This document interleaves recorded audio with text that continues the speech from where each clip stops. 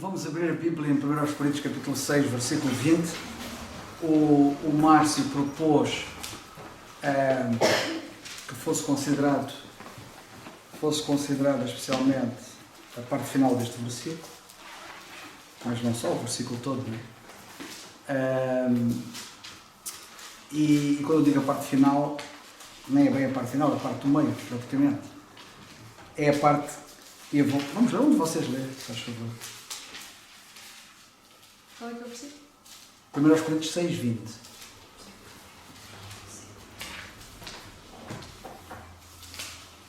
Porque fostes comprados por bom preço. Glorificai, pois, a Deus no vosso corpo e no vosso espírito, os quais pertencem a Deus. Ok.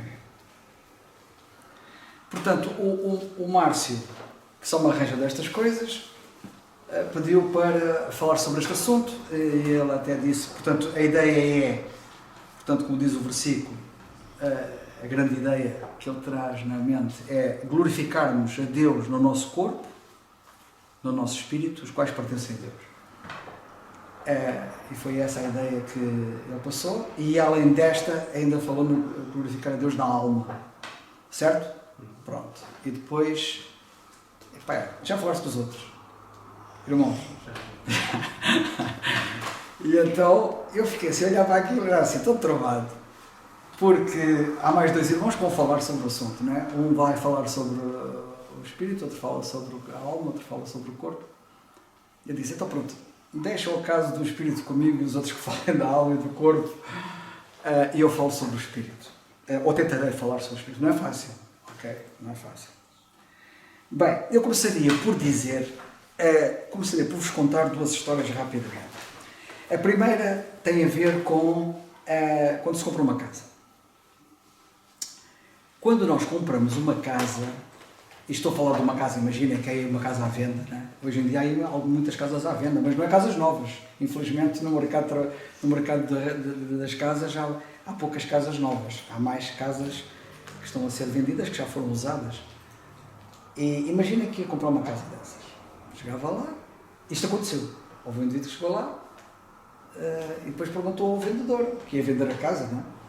E disse, então o que é que fica aqui, além das paredes, não é? Porque havia o recheio. E ele disse, o frigorífico fica, o fogão fica, havia lá mais umas outras coisas que ficavam e tal. Depois o comprador, o potencial comprador, então de brincadeira, virou assim, e já agora, e os carros que estão na garagem também ficam? Havia 2 carros na garagem, também ficam? Não, isso não fica. Disse o homem, eu estou-vos a contar isto para dizer o quê? Que quando Deus... antes de eu dizer a parte de Deus, quando as pessoas vão comprar uma casa, às vezes no preço não está tudo incluído. Quer dizer, não é comprar tudo. Pode ser comprar as paredes, a garagem, mas não os carros, o frigorífico e o fogão, mas não a mobília, e por aí fora, ok? Estão a ver a ideia? Mas o que eu vos quero dizer é que Deus é um comprador. E Deus, quando compra tudo. Não deixa nada de fora. Ele, quando chega lá, vai comprar, é tudo. Corpo, alma, espírito, é tudo meu. E eu quero começar por aqui. Ok? Que é para nós termos, de facto, a ideia de que não somos nós somos do Senhor. E Ele pagou um preço. E quando Ele pagou o preço, pagou o preço do pacote completo, sem excluir nada. A outra coisa que eu vos quero contar, não sei se vocês já ouviram falar, é sobre o Winston Churchill. O Winston Churchill foi primeiro-ministro da Inglaterra no tempo da Segunda Guerra Mundial. Ele foi um grande estadista, é um dos estadistas mais famosos que jamais existiram, ficou na história, no tempo da guerra com Hitler, na Segunda Guerra Mundial. Ele era o primeiro-ministro inglês, que conduziu a guerra a partir de Inglaterra, e ele foi muito famoso, como vocês sabem. Quando ele era miúdo, havia uma família muito rica que resolveu fazer uma festa lá em casa, e então foram para lá os miúdos todos. E o Winston Churchill era miúdo, também foi. Foram vários, não é? Estavam lá todos, e aquilo estava a correr bem até que houve um miúdo que estava-se a afogar. E esse miúdo que estava-se a afogar, ia-se afogando mesmo. eis que no meio daquela barafunda toda, né, com gritos e não sei o que mais, o jardineiro que andava lá perto apercebeu-se daquilo, não teve mais nada, mandou um mergulho para a piscina e foi lá buscar o indivíduo que estava a afogar. E salvou-lhe a vida. Quem era o indivíduo? Quem era o miúdo que estava lá a nadar? Era o Winston Churchill. Winston Churchill era o miúdo que estava lá a nadar e que se ia afogando. Epá, os pais do miúdo do Winston Churchill, quando souberam daquilo, do que se tinha passado, dos pormenores, do jardineiro que foi salvar o miúdo, estavam sem palavras, não é? E nem sabiam como é que haviam de agradecer ao jardineiro. E então disseram ao jardineiro, o que é que a gente pode fazer por si? Pelos vistos deviam ser pessoas abastadas, não é? Porque era uma casa de ricos e eles ricos andam com ricos, deviam estar lá todos os ricos. E ele perguntou ao jardineiro, o que é que nós podemos fazer por si? E virou-se o jardineiro, se vocês pudessem pagar o curso universitário do meu filho, ficaria muito grato. Não tem problema. Virou-se o pai do Winston Churchill. Nós pagamos-lhe o curso. Isto é histórico, isto aconteceu mesmo. E assim foi. Pronto. Um dia mais tarde, já o Winston Churchill era o primeiro-ministro. O Winston Churchill era primeiro-ministro e apanhou uma pneumonia. Algum de vocês apanhou uma pneumonia? Não? Que Deus vos poupe. Eu já apanhei. Mas também estou aqui, não morri, por enquanto. Mas ele apanhou uma pneumonia. E naquele tempo a pneumonia não é como agora, não é? Hoje em dia há mais armamento para combater a pneumonia do que havia naquela época. Em 1900 não sei em que ano é que aquilo aconteceu, se foi, mas provavelmente entre os anos 20 e os 50, quando isto aconteceu. Ele apanhou uma pneumonia e o rei de Inglaterra, sabe o que ele fez?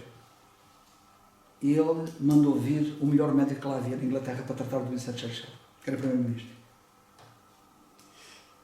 E ele veio. E esse médico era um espetáculo. E ele salvou a vida do Winston Churchill com a pneumonia, porque na altura muita gente morria de pneumonia. Salvou. E sabe quem foi o médico que foi tratá-lo e salvou-lhe a vida? Foi nem mais nem menos do que o pai da penicilina. Sabem quem foi o pai da penicilina? Isto agora é cultura geral. Quem é o pai da penicilina? Quem é que descobriu a penicilina? Sabem? Alexander Fleming. Fleming é o nome que associado à penicilina sempre, nunca se esqueça. Foi Alexander Fleming. E foi ele que foi usado e que ministrou a medicação que era necessária para o salvar daquela situação. Ainda por cima a penicilina, porque a penicilina é uma das coisas que combate a pneumonia e coisas afins. A penicilina quase que dá para tudo, não é? E foi ele que descobriu a penicilina. E então, quando ele foi salvo daquela situação, ele ficou a saber quem era o médico. Sabe quem era o Alexander Fleming? Era o filho do jardineiro. O Alexander Fleming era o filho do jardineiro. E o Winston Churchill virou-se assim. Eu conheço poucas pessoas que devam a sua salvação 2 vezes à mesma família. E foi o caso dele. E o que eu quero dizer é o seguinte. Deus criou-nos. Devemos-lhe a vida. Certo? Mas Ele também salvou-nos. E foi o médico dos médicos que tratou de nós para nos salvar. Deu-nos a vida eterna.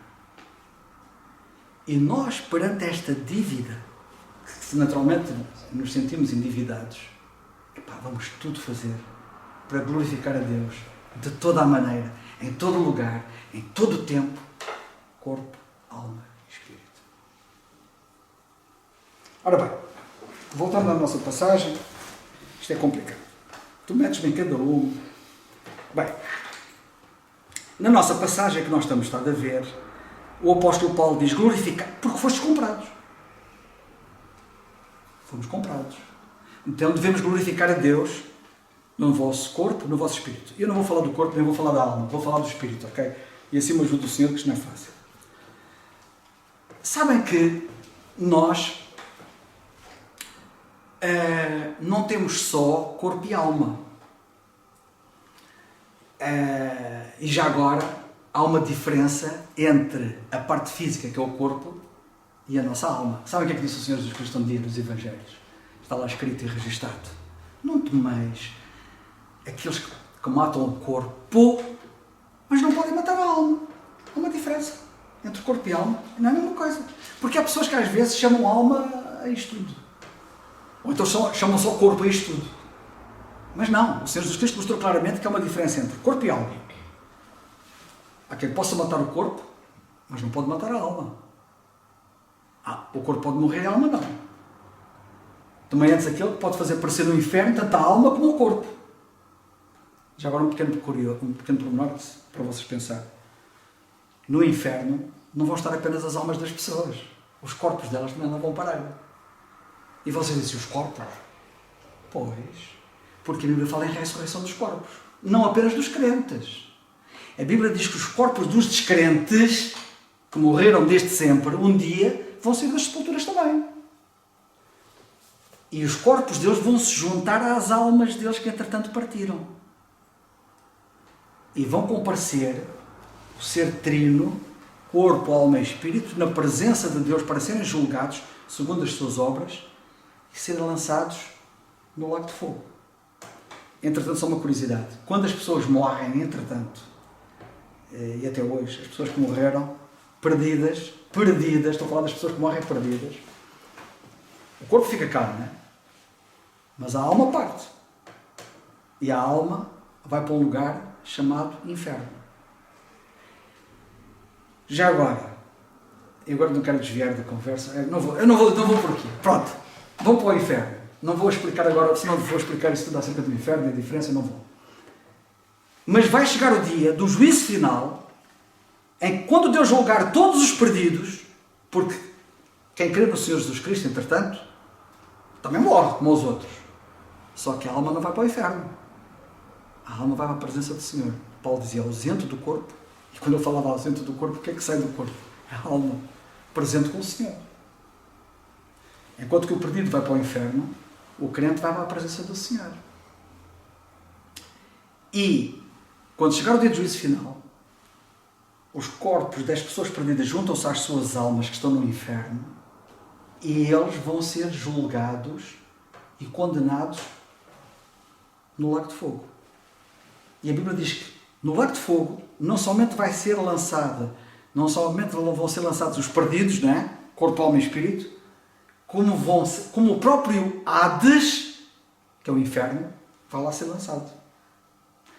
Isto era um outro estudo que a gente iria fazer, mas que não vamos fazer, que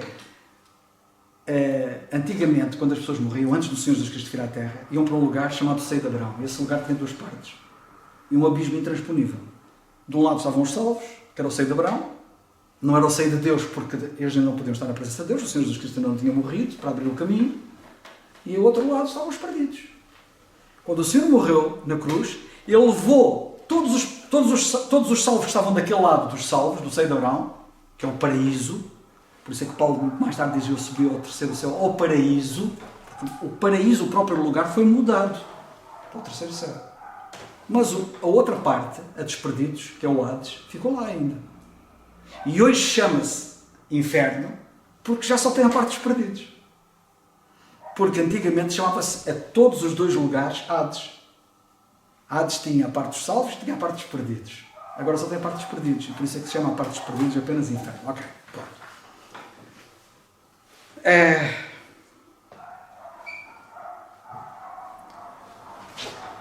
O Senhor Jesus Cristo, portanto, mostra claramente que há uma diferença entre corpo e alma. Quando Paulo escreve, eu creio que foi Paulo que escreveu a carta aos Hebreus, e ele, no capítulo 4, versículo 12, fala ali claramente há uma divisão entre entre a parte física e a parte espiritual, há uma diferença entre corpo e alma. Mas na parte espiritual, alma, há uma outra parte chamada espírito. E elas estão muito ligadas. às vezes, para nós até é muito difícil ver onde é que começa a alma e onde é que começa o espírito. Mas elas são diferentes. Por vezes na Bíblia, alma e espírito são falados e são referidos intermitentemente. Às vezes há coisas que são ditas acerca da alma que também são ditas acerca do espírito e vice-versa. Mas há coisas que são próprias do espírito e coisas que são próprias da alma. Ok? E essa fusão de coisas intermitentes que são ditas acerca de ambas acontece exatamente pela união com que elas estão unidas. Elas estão tão unidas que parece uma só coisa. Aliás, Hebreus 4:12, vocês podem ler, por favor, que é importante que leiam. Lemos aqui que a palavra de Deus é viva e eficaz e mais penetrante do que espada alguma de 2 gumes. A palavra de Deus é como uma espada de 2 gumes, portanto corta bem. E vai até à divisão, penetra. Há coisas que são blindadas, não é? Há coisas que são impenetráveis. Mas há coisas que são penetráveis. E há coisas blindadas que são penetráveis. Esta coisa blindada, que é alma e espírito, parece que tem ali uma blindagem. Só a palavra de Deus é que vai onde a gente não consegue ir. A palavra de Deus consegue ver onde é que está a divisão entre alma e espírito. Eu não consigo, mas a Bíblia consegue. Ok? É a palavra de Deus. Das juntas e medulas e é apta para discernir os pensamentos e intenções de coração. Ok? Portanto, isto para dizer o quê? Que, para além de haver divisão entre corpo e alma, também há divisão entre alma e espírito. A divisão entre corpo e alma, para nós é mais fácil de ver. Também não é muito fácil, mas é mais fácil. Porque agora estamos vivos, não é? E temos alma, sabemos. Mas se morrermos, o que é que sai de nós? A alma sai. Já agora, o espírito também sai porque eles estão unidos. Ok? Já a divisão entre alma e espírito já é mais complicado. Só a palavra de Deus é que chega lá e a palavra de Deus, que faz a divisão entre alma e espírito, como nós não conseguimos fazer, dá-nos luzes dessa divisão. É a palavra de Deus é que faz a divisão e ela dá-nos luzes sobre essa divisão. Ora bem, há um versículo no Salmo 139, versículo 14, vocês podem ler já agora. Eu gosto muito deste versículo, aliás, gosto da Bíblia toda. Mas este versículo em particular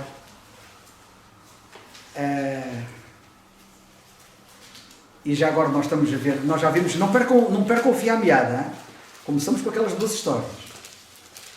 E aquelas 12 histórias, a primeira mostra-nos que Deus, quando nos comprou, comprou tudo.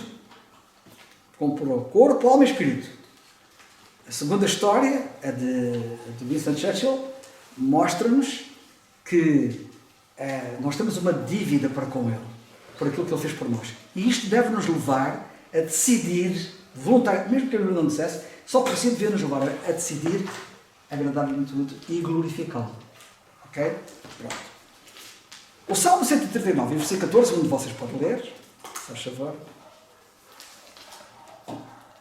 Eu te louvarei porque de um modo terrível e tão maravilhoso fui formado. Maravilhosas são as tuas obras e a minha alma o sabe muito bem. Já viram o que é que está aqui escrito? O salmista diz assim: eu quando penso quem eu sou, como é que eu sou, como é que eu estou criado, de um modo tremendo, terrível quer dizer tremendo, e tão maravilhoso eu fui formado. Maravilhosas são as tuas obras e a minha alma o sabe muito bem. Gosto deste versículo. Portanto, o homem possui um corpo.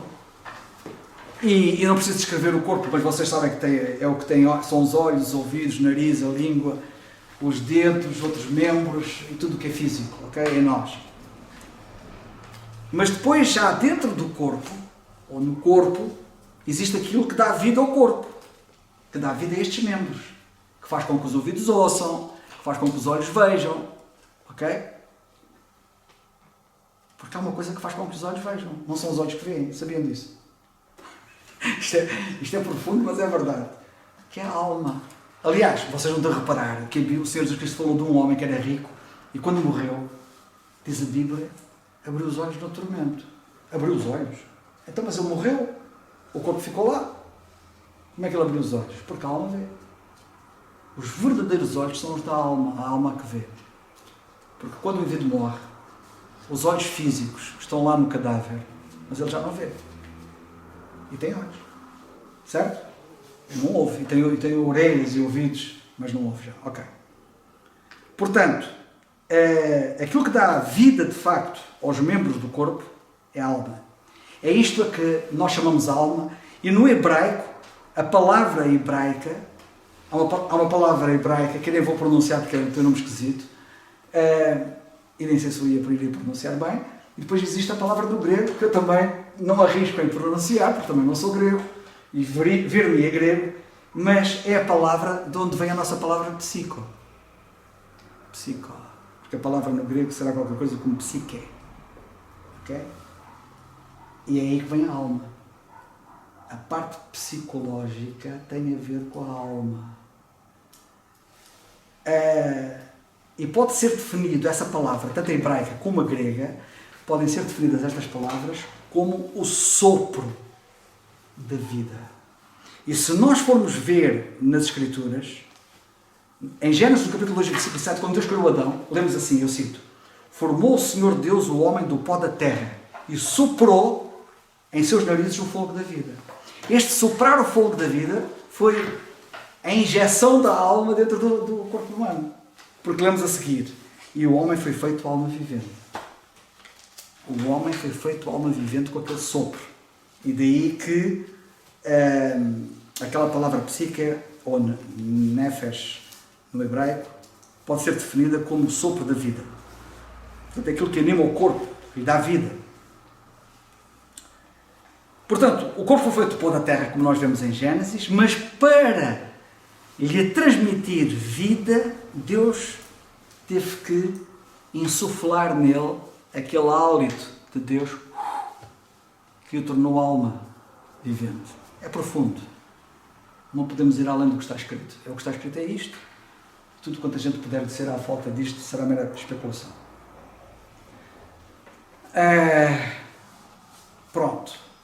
Depois, portanto, como eu disse, há pelo menos duas partes que constituem o homem, que é a parte física e a parte espiritual. O corpo e a alma.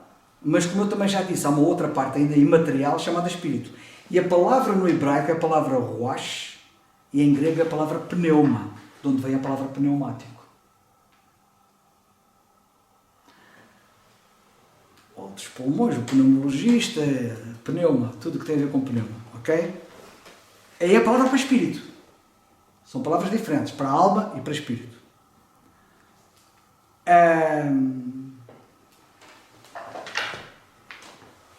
Ok. E eu já falei, portanto, apesar de alma e espírito terem a ver com a parte espiritual, elas são distintas. E só a palavra de Deus é que vai ter a divisão da alma e do espírito. Ok. Aquela passagem, se alguém quiser apontar, está em Mateus 10, 28, que o Senhor disse, ele disse concretamente, eu passo a citar: não tomais os que matam o corpo e não podem matar a alma, tomai antes aquele que pode fazer parecer no inferno a alma e o corpo. Portanto, se nós pudéssemos assim, de uma forma empírica, mas, claro, fazer a distinção entre corpo, alma e espírito, diríamos que o corpo é aquela parte de nós que nos dá consciência do mundo exterior, do mundo que nos circunda, físico, o mundo físico, é o corpo. É através do corpo que a gente tem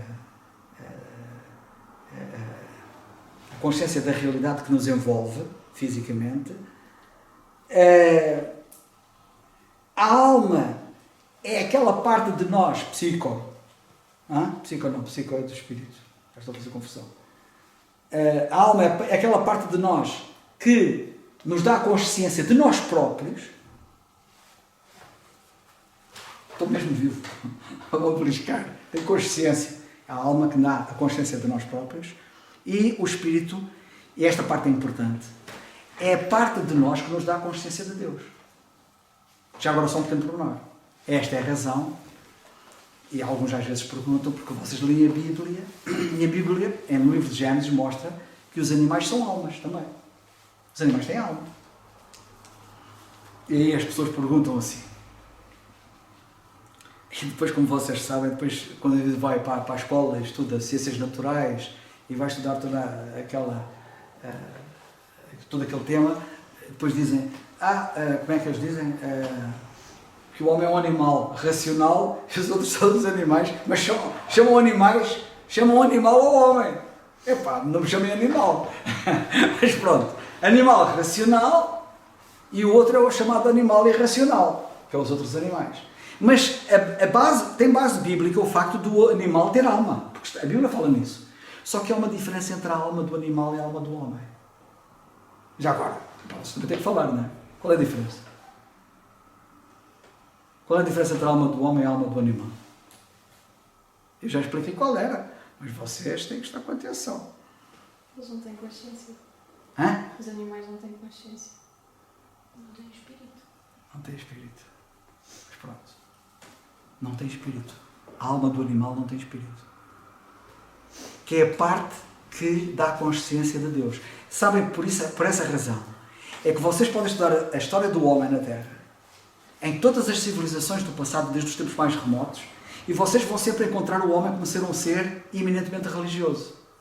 Ele pode adorar, mas aquela sensação de Deus, ele tem-na porque é o Espírito que lhe dá. Vocês podem percorrer os animais todos, que não há nenhuma igreja de animais. Não existe. Hoje em dia já há hotéis para animais, hospitais para animais, casas para animais, roupa para animais, eu sei lá o que para animais. Tudo menos igreja. Já viu alguma igreja para animais? Ainda não vi. Nem há. Porque eles não têm espírito. Ok. Muito bem. Agora, uma coisa muito importante. Epá, eu meti-me numa... Bem...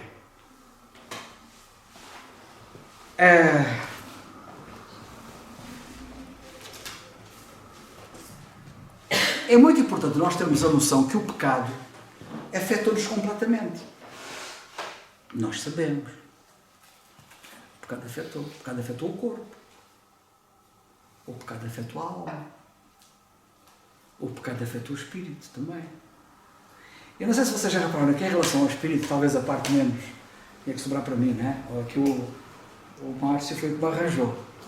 Em 1 Coríntios 7,34 diz assim: há diferença entre a mulher casada e a virgem. A solteira cuida nas coisas do Senhor para ser santa, tanto no corpo como no espírito. Há a grande mulher. Aqui temos a mulher que quer ser santa tanto no corpo como no espírito. Já agora um pequeno problema. Quando ele diz tanto no corpo como no espírito, é que temos aqui uma mulher que está preocupada de ser santa tanto no corpo como no espírito.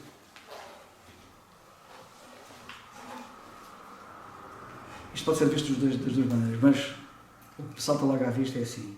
Nós às vezes quando pensamos em santidade só pensamos na parte espiritual. Mas isto afeta o físico. Tanto no corpo como no espírito. Eu gosto de João, quando João, por exemplo, fala aos crentes, aqui ele escreve a carta, ele diz assim, por outras palavras: epá, eu desejo que vos vá tanta saúde na alma como vai no corpo. Epá, eu tremaria, ao ouvir aquilo de João, eu tremaria, sabe porquê? Epá, se a minha saúde espiritual é como no corpo, epá, como é que está o meu corpo? Se eu não estou com saúde no corpo, mas, não, melhor direi, ele diz assim, que haja tanta saúde que te vá bem à tua alma como te vai no corpo. Não, tem que haver. Ajuda-me a isso, acho favor. Está na segunda carta, não está na primeira. Ou está na segunda ou na terceira. Quem é que me ajuda? Que é para eu dizer corretamente, senão vou dizer errado. Quem é que encontra isso rapidamente? É só um capítulo, cada uma carta. Segunda carta e terceira carta, que diz que te vá bem na tua alma como vai ao teu corpo. Que vá bem ao teu corpo como vai na tua alma. Obrigado, Ruth. Diz lá. A minha versão foi diferente, mas Faz mal, diz lá. Oro para que tenhas boa saúde e tudo corra bem, assim como vai bem na sua alma. Essa está demais, já viste? Olha, epá, espero que o teu corpo vá tudo bem, assim como vai a tua alma. Epá, como é que está a minha alma? Se a minha alma não está bem, olha o que ele está a dizer, que o meu corpo fica como a minha alma. Se o meu corpo, se a minha alma está fixe, o meu corpo fixe. Pá, mas se a minha alma não está bem, epá, como é que vai estar o meu corpo? Bem, adiante. Não vou perder mais tempo com isto, vocês já perceberam. Mas o que eu quero chamar a vossa atenção neste versículo é que, e é isto que eu me quero cingir, é o Espírito.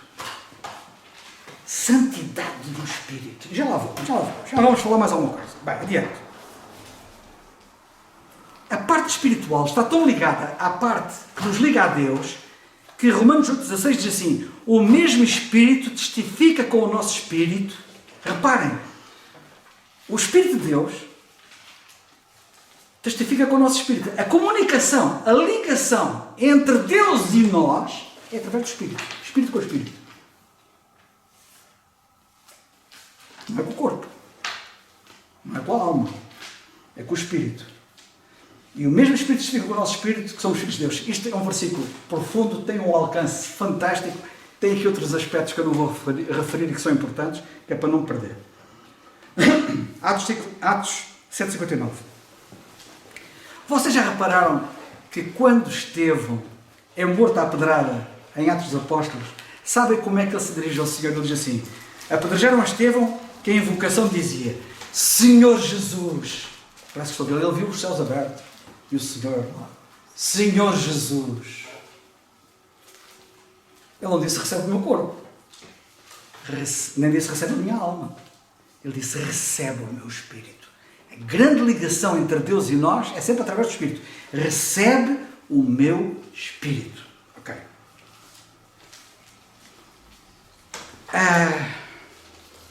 Em Romanos 8,6, que isto é profundo, este versículo também tem aqui umas nuances aqui pelo meio, que eu não vou referir, que é para não me divergir. A inclinação da carne, diz o apóstolo Paulo, é morte. A inclinação do Espírito é vida e paz. Já agora só um pequeno pormenor, só para dizer isto. Como vocês sabem, nós somos rodeados de muita gente. Nós também éramos descrentes, também não éramos crentes. Mas somos rodeados por muita gente, colegas, amigos, família, que não são crentes. E vocês sabem bem que a vida deles vive em torno do corpo. Quero saber da parte espiritual. Sabe o que é que a Bíblia diz aqui? Que a inclinação da carne é morte. Eles vão para onde? Onde é que eles vão desembocar? Este versículo tem mais do que isto, mas eu agora não vou falar dos outros aspectos. Mas a inclinação da carne é a morte. Quem vive em função apenas do corpo, vai desembocar aonde isso?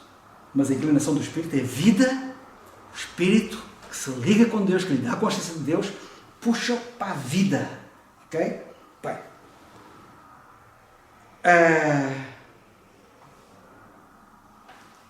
Sabem que normalmente é o corpo que nos trai. É o corpo que normalmente nos trai. E é um cabo dos trabalhos, lidarmos com o corpo. Não é que o corpo seja mau, o corpo é bom. Mas a nossa velha natureza, sabem que ela opera através do corpo. E a velha natureza, isto é profundo, eu gosto de ter tempo para falar nisto, mas a velha natureza afeta o espírito, afeta a alma, afeta o corpo, mas é através do corpo que ela se manifesta. E é o corpo que normalmente nos trai, a alma também. Já lá vou falar. Não, o meu tema não é a alma, mas tenho que fazer assim uma abordagem rápida para vocês poderem talvez perceber. Sabe o que é que o Senhor Jesus Cristo disse? Em Mateus 26, 41 disse assim: vigiai e orai, para que não entreis em tentação. Na verdade, o espírito está pronto. Mas a carne é fraca. O espírito está pronto, mas a carne é fraca. Sabem o que é que o apóstolo Paulo disse quando escreveu a carta aos Romanos? Logo no capítulo 1, nos primeiros versículos, está a dirigir-se àquela igreja em Roma, e a certa altura ele diz assim: porque Deus a quem sirva em meu espírito. Como é que Paulo servia a Deus? Em meu espírito. E isto é muito profundo. Deixa-me dizer uma coisa importante. Aí vocês podem perguntar assim: calma lá, então mas Paulo não servia com o corpo também? Servia. E não servia com a alma também? Servia. Mas ele não disse que servia com o corpo nem com a alma. Ele disse: a quem sirva em meu espírito, porque é a forma mais elevada de serviço que a gente pode ter. Vocês sabem que a gente pode estar a servir com o corpo e com a alma e não estarmos a servir com o espírito. Mas nós não podemos servir com o espírito que não implica automaticamente o corpo e a alma. Isto Isto é profundo para nós pensarmos. Mas não é por acaso que ele diz: a quem sirvo é meu espírito. Ok. Depois,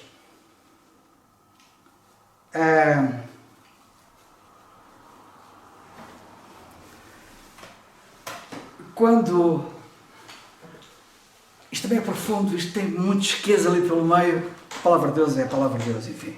Em Atos 6:10, quando Estevão estava a pregar, aquela gente toda que o estava a ouvir, diz a Bíblia que eles não podiam resistir. Pedro Estevão andava com Deus. E sabem que o que faz a diferença é nós andarmos com Deus, não é o resto. Onde nós andamos com Deus é que faz a diferença. E quando ele pregava, as pessoas não resistiam. Não podiam resistir à sabedoria, e agora notem, e ao espírito com que falava. Epá, quando aqui a Bíblia fala do espírito, não é só a forma veemente com que falava. Epá, a parte do espírito estava de tal maneira envolvida como Paulo, que servia em espírito, que quando isto é referido, isto tem uma carga muito forte na parte espiritual e na parte do espírito em particular. É curioso que quando Paulo também chega a uma certa altura em Atos 20, lemos assim no versículo 22, e agora, eis que ligado eu pelo Espírito, vou para Jerusalém. Ligado pelo Espírito, vou para Jerusalém. Depois, diz assim, cumpridas estas coisas, Paulo propôs em Espírito ir a Jerusalém. Isto está no capítulo 19, versículo 21. Um está no 20, 22 e o outro 19, 21. Paulo propôs em Espírito ir a Jerusalém. Isto é profundo. E vou ver se consigo tentar explicar. Ele podia querer ir a Jerusalém. Ainda hoje, ou ontem, eu leio tanta coisa, depois já nem sei.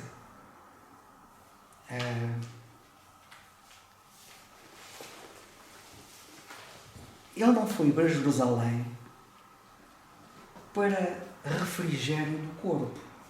Eu vou até o Algarve. Até às Ilhas Seychelles. Ficar lá à sombra da bananeira. Não sei se nas Ilhas Seychelles é capaz de haver Seychelles ali próprio, que é a terra onde eu nasci, deve haver bananeiras. Mas, que é no Índico.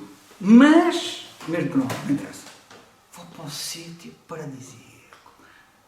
Pensar no coco. Aqueles suminhos, em coisa de coco. E mais não sei o quê. Vocês sabem como é que é a coisa. Não. Reparem que ele diz. Ele não propôs no seu corpo. Ele não estava a pensar no corpo. Ainda que o corpo estivesse envolvido na obra, ainda que o corpo estivesse envolvido no serviço, não é? Até porque o corpo é importante. A gente, para servir a Deus, precisa do corpo também. Como é que ele escrevia as cartas? Não era o espírito que escrevia as cartas. Era o corpo. Se bem que às vezes ele tinha lá o escrivão ao lado, mas era o corpo do outro. Agora, o que é curioso é que ele também não diz que é a alma. E este aspecto é importante. Porquê? Ele propôs em espírito ir a Jerusalém. Eu já sei, aquilo que eu li foi qualquer coisa que tinha a ver com... Há pessoas que às vezes querem ir... já sei. É ser missionário. Lembra-me agora da meditação que eu estive a traduzir. É ser missionário. E então havia um indivíduo que dizia: tenho amigos meus que foram para missionários, também gostava de ser missionário, também gostava de ir alargar os meus horizontes, e não sei o quê, e ia ser um espetáculo, por outras palavras. E foi o Billy Graham. Isso vem nos próximos dias agora, isso não é de hoje, é da manhã ou depois da manhã, que foram 3 que eu traduzi.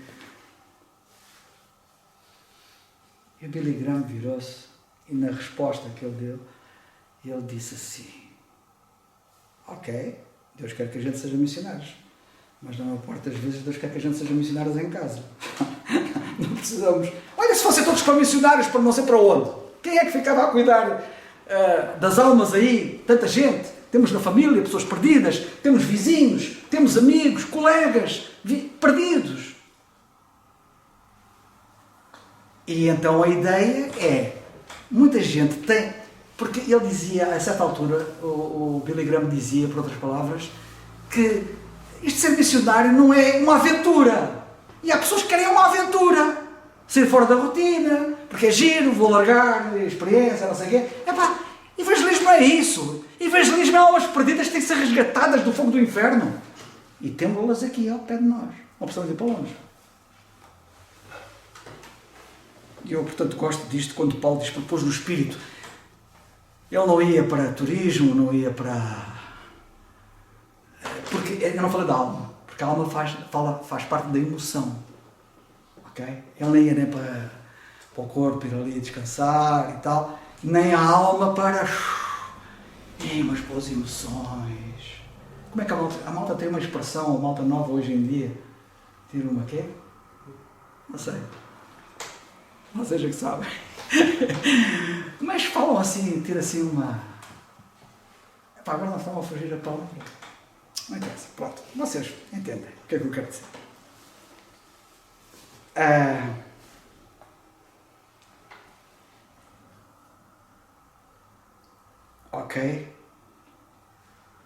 Ok, já falei sobre isto. Agora, eu há dias falei aqui na igreja, se vocês se recordam, os que estavam presentes, que eu falei do Senhor Jesus Cristo e falei de João Batista. E diz a Bíblia que o menino, referindo-se a João Batista, quando era pequenino, crescia e se robustecia em espírito. Epá, a parte espiritual, a parte do espírito é fundamental. Glorificar a Deus em espírito, eu tenho que estar robustecido. Eu ainda não falei nisso, não mostrei na Bíblia, mas o pecado afeta o espírito. E, mesmo agora, hoje em dia, se nós não tivermos cuidado com o que fazemos, podemos dar cabo do espírito. Vou utilizar o termo que a Bíblia diz com outro termo, podemos conspurcar o espírito. E para glorificarmos a Deus em espírito, para servirmos a Deus em espírito, para propormos no espírito a irmos e tal e não sei o quê, precisamos de robustecer o espírito.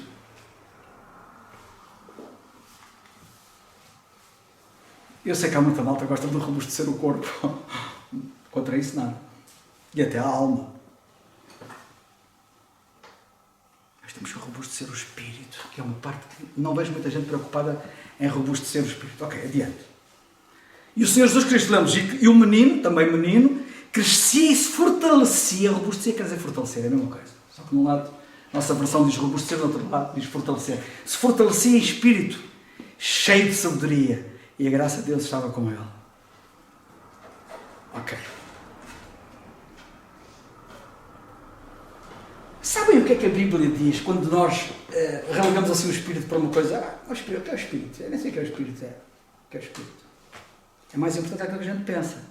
Vê o papel do Espírito humano na vida de Paulo, na vida de João Batista, na vida do Senhor Jesus Cristo e não só. Podíamos ir por aí fora. Sabem o que é que Tiago diz no capítulo 2 e versículo 26? Porque assim como o corpo sem o Espírito está morto... o que é que ele diz? O corpo sem espírito está morto.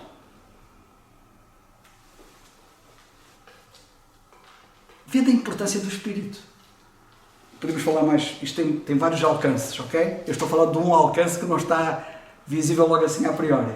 Mas o corpo, se eu não estiver robustecido, fortalecido no espírito, o meu corpo até pode fazer sei lá o quê, servir aqui, servir acolá, servir não sei aonde, não vale nada. O corpo está morto. E eu quero que vocês tenham noção, porque o nível superior do serviço é o do Espírito. Aliás, eu não disse isso há bocado, mas aquela passagem que diz que todo o vosso espírito, alma e corpo. Sabem que a Bíblia coloca primeiro o espírito, a alma e o corpo. Nós geralmente trocamos aquilo, eu já uma vez preguei sobre isso, mas eu vou relembrar. A frase que está no nosso ouvido, que ouvimos permanentemente é corpo, alma e espírito. O homem é feito de corpo, alma e espírito. O homem é feito de corpo, alma e espírito. Quando se fala da expressão é corpo, alma e espírito. A Bíblia não. A Bíblia é espírito, alma e corpo. E já repararam porque é que nós dizemos corpo, alma e espírito? Porque nós valorizamos mais o corpo em primeiro lugar, depois é que vem a alma, depois é que vem o espírito. Quando a Bíblia começa pelo espírito é a parte mais importante, depois a alma, o corpo no fim. Vemos muita gente a fazer pesos de halteres no ginásio. Fazer o quê? O que é que eles fazem no ginásio?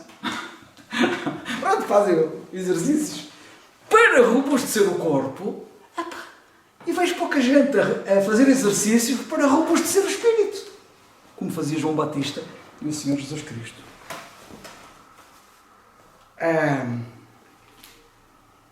Depois uma coisa muito importante. O apóstolo Paulo, quando escreveu aos Coríntios, até se eu consigo dizer isto, tem que acabar, não é? Quero já. Tens que me dizer, tens que me orientar, que eu não estou a dar para o relógio. É para acabar, não é? Não, estou a vontade. Não, mas também não quero exagerar. Também não quero... vocês digam, Carlos, chega. Carlos, para. Mas eu vou procurar, quero ainda chegar aqui a um ponto que é muito importante. O apóstolo Paulo diz aos Coríntios, no capítulo 2, versículo 15, que aquele que é espiritual discerne bem tudo, mas ele de ninguém é discernido. Ser espiritual é valorizar as coisas do Espírito. Não apenas do Espírito Santo, mas do Espírito humano. As coisas do Espírito. As pessoas têm mais, como eu disse, têm mais tendência para valorizar o corpo, até a alma, que ainda não falei sobre isso muito. Mas aquele que é espiritual, que tem o espírito robustecido, discerne bem tudo. Por isso é que a Bíblia fala em sabedoria, cresci em sabedoria. Marido com sabedoria discerne bem tudo. Mas ele de ninguém é discernido. Vocês vão de reparar que aqueles que andam com Deus, como João Batista e o Senhor Jesus Cristo, para citar os dois exemplos máximos que eu acabei de referir, ninguém os compreendia. João Batista foi um incompreendido. Olha como é que ele acabou numa prisão. E mataram-no. E como é que acabou o Senhor Jesus Cristo? Também preso. E mataram-no.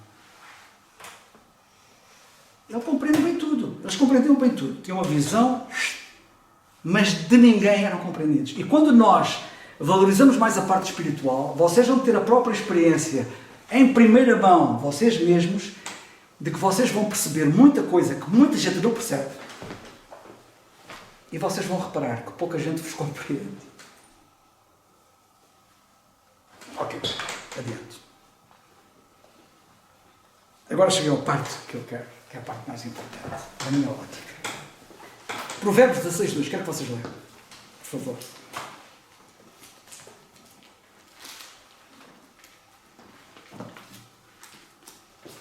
Quem é que lê, por favor? Pode ser o Bruno, faz favor. Provérbios 16:2. Olha o que está ali escrito. 16:2. Todos os caminhos do homem são limpos aos seus olhos, mas o Senhor pede ao Espírito. Obrigado. Vocês já viram o que está ali escrito? Sabem o que o Senhor põe na balança? Olha o que o Senhor põe na balança. Põe uma coisa, não põe o meu corpo na balança. Olha, se eu pusesse o meu corpo, ia ficar assustado. O Senhor não põe na balança o nosso corpo. Também não põe na balança a nossa alma. Sabe o que é que põe na balança? O nosso espírito. Deixa cá ver quanto é que pesa este espírito. O espírito tem peso. Humanamente falando, não tem para não. Mas para Deus tem. Quanto pesa o meu espírito para Deus? Ele pesa os espíritos. Eu até nem podia nem falar mais. Para vocês verem a importância de nós glorificarmos a Deus no nosso espírito. Porque Ele merece. Ele salvou-nos duplamente, como eu acabei de dizer. Ele comprou tudo. Nada é meu, é tudo dele. Ele é fantástico, Ele é único, Ele merece tudo. E eu tenho que glorificar. E já agora, glorificar a Deus. Eu há bocado vinha no carro e tinha pensado nisso. Isto é tu metes-me em cada uma. É que isto aqui é um assunto muito vasto. Mesmo a explicação de o que é glorificar a Deus, independentemente se é no corpo, ou na alma, ou no espírito, o glorificar a Deus pode ser analisado de várias maneiras, mas vou dizer apenas esta, que eu vinha no carro a pensar nisso. É nós magnificarmos a Deus. Mas a gente não pode acrescentar estatura a Deus, pois não? Há alguém que pode pôr Deus mais alto que aquele que Ele é? Há alguém que possa acrescentar dimensão a Deus? Será que alguém pode pôr Deus maior do que aquilo que Ele é? Não. Então o que é que quer dizer engrandecer a Deus? A minha alma, dizia Maria, não é? No cântico, no Magnificat, assim chamado, ela tem aquele canto que diz: a minha alma engrandece, a minha alma. E agora deixar-me dizer que o Espírito deve fazer o mesmo, e o corpo também. A minha alma engrandece ao Senhor. Ela podia pôr o Senhor maior do que aquilo que ele era? O que quer dizer engrandecer? Sabe o que significa engrandecer? Significa vê-lo grande. É que nós às vezes vemos Deus pequeno. Às vezes até vemos grande, mas não muito grande. Mas Ele é maior do que aquilo que a gente imagina. Como é que a gente vê Deus? E nós engrandecemos quanto mais perto virmos da sua dimensão real. É isso. Ele pesa o espírito. Quanto é que pesa o meu espírito? Então passei para o meu espírito e disse: pá, aquele indivíduo, pá. Aquele Carlos Oliveira dá-me muito trabalho. E estou a dizer isto, mas dou mesmo. Aquele indivíduo dá-me muito trabalho. Pá, como é que está o espírito dele? Deixa-me cá ver, deixa-me cá pesar o espírito dele também. Porque ele pesa os espíritos, ele não diz quantos, é de todos nós. Quanto é que pesa o meu espírito? Como é que ele avalia a ação do meu espírito? A função do meu espírito? A minha experiência? Olha, sabem de uma coisa? Muitos desvalorizam e ignoram mesmo o valor do espírito. Pois o espírito tem peso. E Deus pesa, como já vimos. E a pergunta é: quanto é que pesa o meu espírito? Lembra-se há bocado de eu ter falado da tal passagem de a gente poder conspurcar o espírito? É a segunda carta aos Coríntios 7:1 que diz assim: ora, amados, pois que temos tais promessas, purifiquemo-nos de toda a imundícia, da carne e do espírito. Há imundícia que é do espírito. Não há só a imundícia da carne. Purifiquemos de toda a imundícia da carne e do espírito, aperfeiçoando a santificação no temor de Deus. Já viram a santificação? Operando a santificação, está a falar da carne e do espírito, do corpo, perdão. Da carne, que é o corpo, e o espírito. Porquê? Porque o apóstolo diz aos Tessalonicenses: toda a vossa alma, todo o vosso espírito e alma e corpo sejam plenamente conservados e irrepreensíveis para o dia do Senhor Jesus Cristo. A santificação afeta corpo, alma e espírito. Ou melhor, espírito, alma e corpo. Também já estou a enverdar pela conversa errada. Ok, mas eu queria chamar a vossa atenção para isto. E depois, além de falar da imundícia do espírito, isto dá que pensar.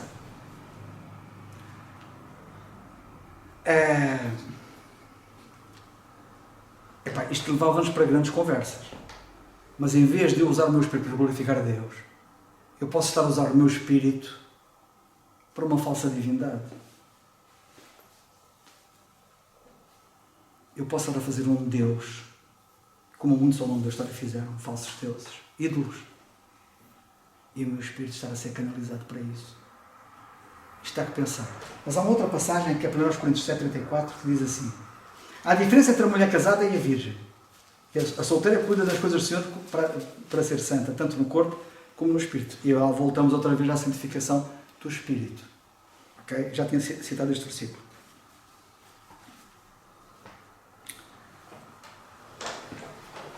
Tenho aqui mais coisas, mas eu vou terminar. Quando o Senhor Jesus Cristo virou-se para aquela mulher, a samaritana, obrigado. Quando ele se virou para a samaritana, vocês lembram-se? O David até fez na quarta-feira uma referência a isso. Onde é que se deve adorar? É lá no Monte Gerizim ou é em Jerusalém? Olha, eu não estou preocupado com o lugar onde vocês adoram, estou preocupado é que vocês adorem a Deus em espírito. Adorar a Deus em espírito e em verdade. Isso é que é importante. Vamos ter aqui um grande tempo, uma grande coisa. E eu nem estou nem aí, presente para vos ouvir, porque não estou interessado na vossa conversa. Sabe que o corpo pode enganar? E era aqui que eu queria falar da alma, não. A alma, alguém vai falar da alma. Mas as emoções têm sede na alma. E quando nós vemos muita gente emotiva, há gente física, com manifestações físicas, de adoração, físicas, ou emotivas, alma. E o espírito, zero. Importa que os que o adorem em espírito, não diz, nem fala no corpo, nem na alma. O que não quer dizer que o corpo e a alma não devem estar envolvidos em tudo, porque nós devemos glorificar o nosso corpo, alma e espírito, como nós vimos na nossa passagem. Mas agora quero chamar a vossa atenção para isto. O nosso corpo pode nos enganar da adoração. Eu vejo muita gente em círculos religiosos por aí, vocês também, e tem manifestações físicas e aquilo é qualquer coisa. E há muitas que dizem assim, aquilo é que é adorar. Alguns até já pensaram assim, isto é que é uma igreja viva. Vocês são muito mortos. Bem, um dia vamos ver quem é que era morto e quem é que era vivo. Um dia vamos ver quem é que era morto e quem é que era vivo. E se o Senhor está a olhar para essas manifestações, Ele está a pesar o Espírito. Ele está a pesar ali o Espírito.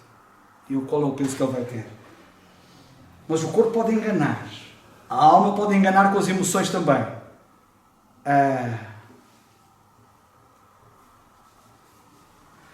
Eu gosto muito, porque vocês reparem numa coisa. Vê se eu consigo explicar aquilo que eu... Eu vou terminar mesmo com isto. Ok? Vou terminar com isto. Era aquilo que eu queria chegar e vou terminar com isto. Se eu tenho manifestações físicas, assim, muito manifestações físicas, numa suposta adoração a Deus, querendo glorificar a Deus fisicamente, assim com um espalhafato físico, as pessoas à nossa volta dizem, aquele indivíduo, é um indivíduo e tal. Se eu tenho manifestações emocionais, muitas lágrimas, muito choro, ou muita alegria, ou muita coisa, aquele indivíduo ele transpira piedade por todos os lados. Será? Como é que está o espírito? Se Deus o for pesar.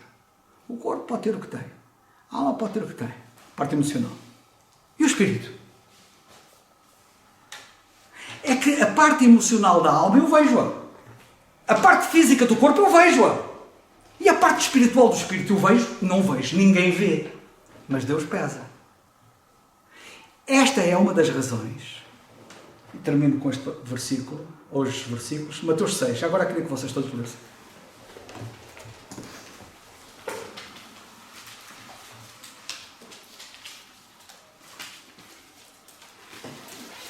Que Deus nos ajude a glorificar a Deus como Ele merece. E não estarmos a fazer tipo show-off só para que os outros vejam.